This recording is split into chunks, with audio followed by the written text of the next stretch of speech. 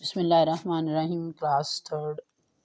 You will be fine by the grace of Allah Almighty. यकीनन आप अल्लाह के फजल व करम से ठीक होंगे। क्लास पिछली वीडियो में हमने unit 1 5 senses of our body का question A, question C, question D attempt किया था। अब हम आज इसका क्वेश्चन बी यानी सवाल जो आप क्वेश्चन आंसर्स करने लगे हैं, जो कि 7 है। तो फर्स्ट क्वेश्चन देखिए आपका class third science. How many senses our body has. हमारे जिस्म की कितनी हिस्से हैं, यानी कि हम कितनी हिस्सों की मदद से काम वगैरह कर सकते हैं। तो बिल्कुल इसका इजी आंसर है, ये आप गौर से साथ साथ देखिए। Our body has 5 senses. फिर देखिए our, O U R our, B O D Y body, H A S has, F I V E 5, S E N S E S senses. हमारे जिस्म की 5 हिस्से हैं। नेक्स्ट क्वेश्चन है name the organ. जिस्म के उन हिस्सों के नाम लें विच जो के परफॉर्म अदा कर सकते हैं द ड्यूटी फर्ज या काम ऑफ 5 सेंसेस 5 हिस्सों का काम कर सकते हैं। सेकंड क्वेश्चन क्लास थर्ड देखिए कि जिस्म के उन ऑर्गन्स का नाम लिखें कि वो कौन से फंक्शन कर सकते हैं, वो कौन सा काम कर सकते हैं। साथ ही आपने ऑर्गन भी लिखना है और जो ड्यूटी वो अदा करते हैं आपने वो भी लिखनी है। इसको हमने बड़े टैक्टफुली हैंडल करना है। तो नंबर 1 हम लिखेंगे आई। आई हो गया ऑर्गन। अब उसकी ड्यूटी लिखनी है कि वो क्या करता है। तो आई के आगे आप लिखेंगे आई कैन सी। आँख देख सकती है, यानी देखने का काम करती है। नंबर 2 पे देखें नोज। नाक ये ऑर्गन का नाम हो गया। नोज कैन स्मेल, नाक सूंघने का काम कर सकते हैं, नाक सूंघता है। थर्ड हो गया टंग, TONGUE, टंग जबान। तो जबान ऑर्गन का नाम है, जिस्म के एक हिस्से का नाम है, वो क्या काम करता है। टंग कैन टेस्ट, TASTE, टेस्ट चख सकती है, जायका बता सकती है। जबान जायका बताती है, जबान चख सकती है। फोर्थ है आपका ईयर, कान। सब बच्चों को पता है कानों से हम सुनते हैं। Ear can listen. और से देखिए LIS list, TEN ten, listen. आपने इसको लिस्टन नहीं पढ़ना, ओके। इसकी ओरिजिनल प्रोनाउंसिएशन है लिसन, सुनना। कान सुन सकता है, यानी कि कान कौन सा काम कर सकता है, सुनने का। फिफ्थ है स्किन, जिल्द या खाल। Skin can feel and touch, ठीक है। Skin can feel and touch. जो आपकी स्किन है वो महसूस भी करती है और टच छू भी सकती है, चीज़ों को छू भी सकती है। Feel and touch. जिल्द जो है महसूस कर सकती है। अब क्या क्या कर सकती है महसूस, कौन सी चीज़ ठंडी है, गर्म है, सख्त है, नरम है, खुरदरी है, रफ है, सॉफ्ट है। तो इसके अलावा ये भी फील कर सकती है, गर्म है या ठंडी है, उसका टेम्परेचर भी फील कर सकती है और उसको टच करके उसका टेक्सचर भी फील कर सकती है। Question 3 name the black part of our eye. अपनी आँख के काले हिस्से का नाम लिखें। क्लास वो जो जनरल सामने सबको नजर आ रहा होता है। The black part of our eye is called iris. फिर देखिए third question, the black part of our eye is called iris. आँख का काला हिस्सा आइरिस कहलाता है, जिसको मैंने आपको फिगर में समझाया था कि आइरिस जो है उसे आँख की पुतली भी कहा जाता है। क्वेश्चन नंबर 4 है which part protect our eyes. कि आँख का के कौन से हिस्से हमारी आँख को सेव करते हैं, कौन सा हिस्सा हमारी आँख की हिफाजत करता है। तो अब इसके आंसर देखें। Eyelids and eyelashes protect our eyes. Class आँखों के ऊपर सबसे ऊपर आईब्रोज भी बनी होती हैं, जिसको अब्रू उर्दू में कहते हैं। तो eyelids and eyelashes, eyebrow जिसको आमतौर पे बोलते हैं, वो भी हमारी आँख की हिफाजत करती है। आई लिड्स पपोटे, जब हम सोते हैं आँख बंद हो जाती है, वो भी हमारी आँख की हिफाजत करते हैं। आईलिड्स के आगे छोटे छोटे बाल होते हैं, प्यारे प्यारे छोटे छोटे, वो भी हमारी आँख की हिफाजत करते हैं, मिट्टी और डस्ट को नहीं जाने देते। तो हमने फिलहाल 2 चीज़ें ही लिखनी है ताकि आंसर बहुत लॉन्ग ना हो जाए। आईलिड्स एंड आई लैशेस, आँख के पपोटे और आँख की पलकें। प्रोटेक्ट हिफाजत करती हैं, बचाती हैं आवर आइज़ हमारी आँखों को। आईलिड्स तो पूरे ही बंद हो जाते हैं, आँख में कोई चीज़ ना गिरे। और जो आई लैशेज़ होती हैं वो डस्ट और कोई चीज़ इस तरह की आपकी आइज़ में ना चला जाए। नेक्स्ट क्वेश्चन है आपका fifth, which organ describe the odour of things. Odour बू, बे वाओ बो। क्लास जो बो होती है ना, वो ना अच्छी होती है ना बुरी, वो सिर्फ स्मेल होती है, ओडोर स्मेल। हाँ, गुड स्मेल और बैड स्मेल को आप खुशबू या बदबू कह सकते हैं। वो कह रहा है कि कौन सा जिस्म का जो हिस्सा है, विच ऑर्गन, कौन सा डिस्क्राइब बयान करता है, पहचानता है या समझता है द ओडोर बो ऑफ थिंग्स, चीज़ों की बू को महसूस करता है।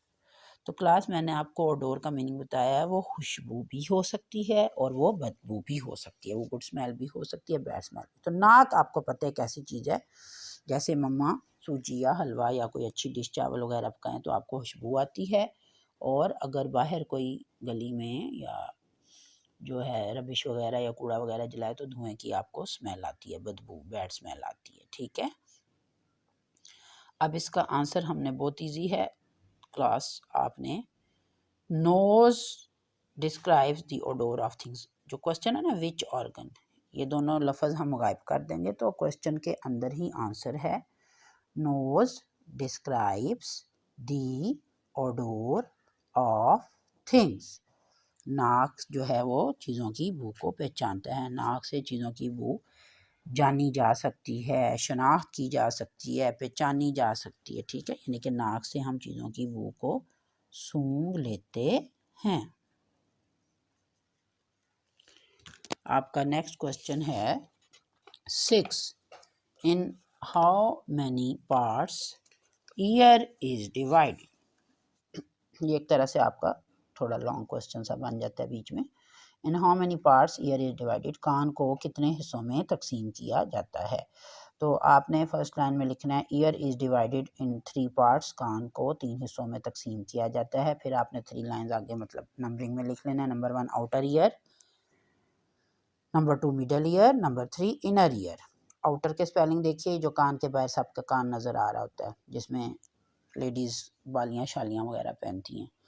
Outer ear, OUTER, outer, EAR ear, कान का बैरूनी हिस्सा। मिडल ईयर, कान में कभी खारिश वगैरह होती है तो बंदा कॉटन बड से जहाँ तक साफ़ करता है वो मिडल ईयर होता है।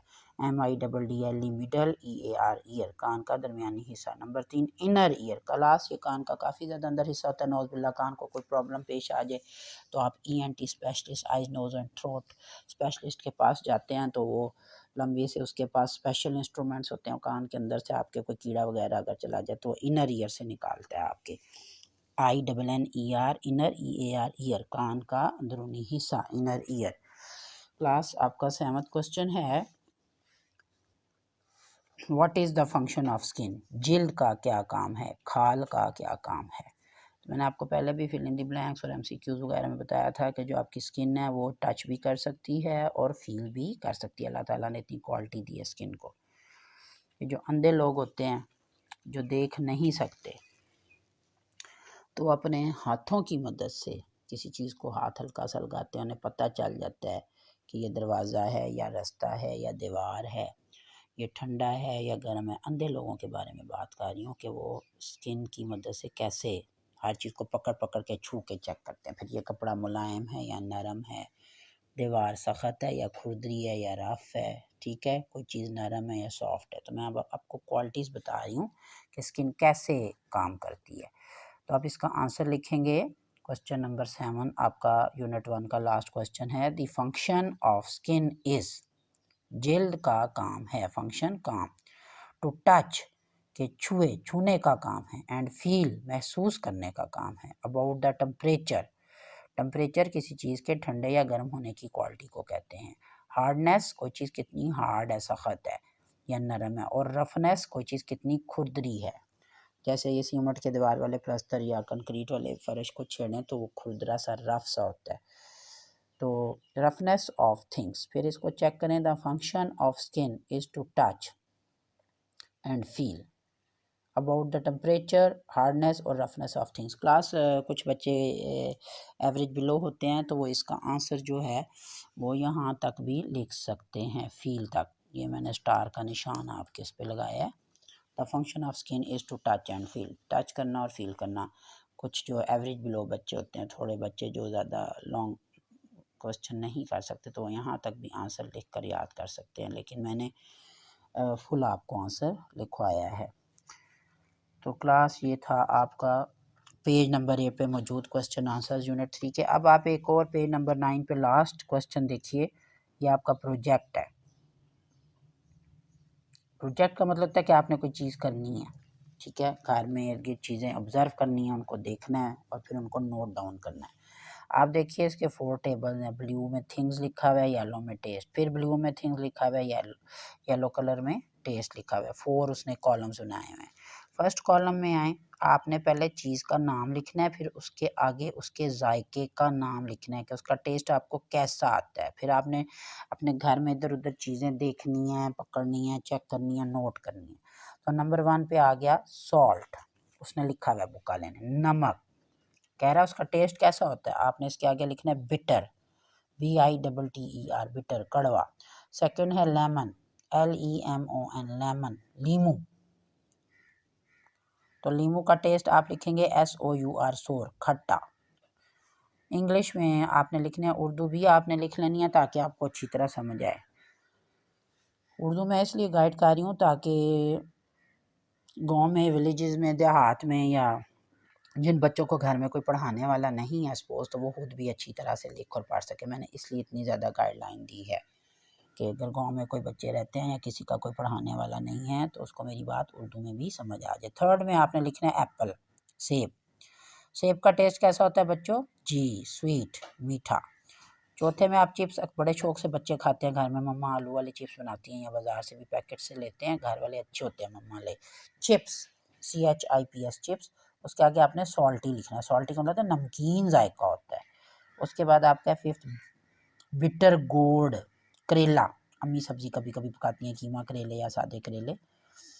तो बच्चे अक्सर नहीं करेले खाते, लेकिन अच्छे बच्चों को खाना चाहिए, इससे आपको दाने नहीं निकलते। बिटर गोर्ड का टेस्ट कैसा है? बिटर, BITTER, बिटर, कड़वा। फिर आपका नेक्स्ट कॉलम में आ जाए, थिंग्स, चीज़ों के नाम लिखने हैं, ये आपकी छठा नाम होगा। ग्रीन मैंगो मैंने लिखा है, क्यों लिखा है? देखें, एक ही मैंगो होता है, उसके डिफरेंट टेस्ट होते हैं। जब ग्रीन कलर का मैंगो होता है कच्चा आम, तो उसका टेस्ट कैसा होता है? सोर, SOUR, सोर, खट्टा होता है सब्ज़ आम का। फिर आपका है येलो मैंगो। येलो मैंगो, पीला पीला आम जो होता है वो हमेशा स्वीट हो गया होता है, उसका टेस्ट स्वीट होता है। पीनट, मूंगफली पे आ जाएं। मूंगफली सॉल्टी टाइप होती हैं, बड़े मज़े की होती हैं, सॉल्टी लिख दें। आगे आपका है नाइन्थ शुगर। घर में चीनी सबके होती है, SUGAR, शुगर, चीनी स्वीट होती है। चीनी का जायका कैसा होता है, टेस्ट कैसा होता है? स्वीट। तो नंबर 10 पे आप ऑरेंज लिख लें, सपोज ORANGE, ऑरेंज। ऑरेंज माल्टा, कैसा टेस्ट होता है? स्वीट एंड सॉर, मीठा और खट्टा। ऑरेंज के मिक्स टाइप टेस्ट होते हैं, ठीक है। तो क्लास, आप कोई भी चीज़ घर में जो आप लिखना चाहते हैं लिख सकते हैं, लेकिन स्पेलिंग ठीक लिखिएगा और उसका टेस्ट ठीक लिखिएगा। ये आपकी एक्टिविटी थी, लास्ट में प्रोजेक्ट था, ताकि बच्चे पर्सनली इन्वॉल्व होकर वो काम कर लें। तो क्लास ये था आपका unit number 1, 5 senses of our body. तो ये आपने इसी तरह आपके HMC का जो भी बुक सेंटर है उस पर अवेलेबल है। ये कॉपी सेम मैंने इस तरह बनाई हुई है, फिल इन दी ब्लैंक्स वगैरह लास्ट ईयर भी बच्चों ने समर में किया था, ताकि बच्चों को क्वेश्चन वगैरह ना लिखने पड़े और आराम से काम कर लें। आपकी एक copy as it is book की तरह की, जैसे वर्क बुक टाइप होती है, वर्कशीट्स होती हैं, वो आपके HMC के वाले बुक सेंटर पे भी हैं, और आपके जो करीब दूसरे जो लोग बच्चे रहबर कॉलोनी रहते हैं उनके बुक सेंटर में भी अवेलेबल हैं, उनसे ले सकते हैं ताकि आपके काम में आसानी रहे। Thank you.